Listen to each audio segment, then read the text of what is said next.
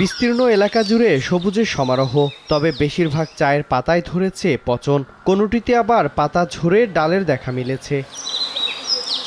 বাগান মালিকরা জানান, চলতি বছরে পর্যাপ্ত বৃষ্টিপাত ও সহনীয় পর্যায়ের তাপমাত্রা না থাকায় 20 থেকে 25% গাছ শুরুতেই মারা যায়। খরতাপে পুড়ে যাওয়ায় কোনো গাছে পাতা আসতে দেরি হয়। পরে জুন জুলাইয়ে বৃষ্টিপাত হলেও খুব একটা সুবিধা করে উঠতে পারেননি তারা। এ অবস্থায় কৃত্রিম সেচের মাধ্যমে স্বাভাবিক উৎপাদন ধরে রাখার চেষ্টা করেন মালিকরা। এতে লক্ষ্যমাত্রা পূরণ নিয়ে সংশয় দেখা দিয়েছে। চায়ের যে ফটোসিনথেসিসের জন্য একটা নির্দিষ্ট টেম্পারেচার থাকে, সেই টেম্পারেচার যদি ক্রস করে তাহলে ফটোসিনথেসিস ব্যাহত হবে, ফলে উৎপাদনও ব্যাহত হবে। বৃষ্টিপাত না হওয়ায় চায়ের উৎপাদনটা হ্রাস পাইছে। এদিকে নিলাম বাজারে চায়ের দাম বাড়লেও এই শিল্পকে টিকিয়ে রাখতে ঋণের সুদ কমিয়ে রাখার দাবি সংশ্লিষ্টদের। মাত্র 9% হাইপো লোনে আমরা শুরু করছিলাম, পরবর্তীতে 11%, এখন বর্তমানে সরকারে 13% ইন্টারেস্ট নিচ্ছে।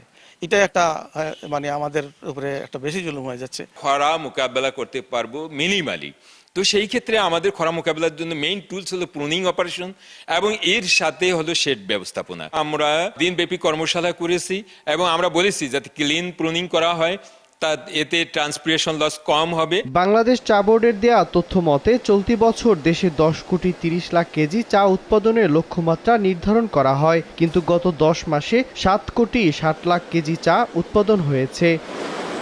সময় সংবাদ, মৌলভীবাজার।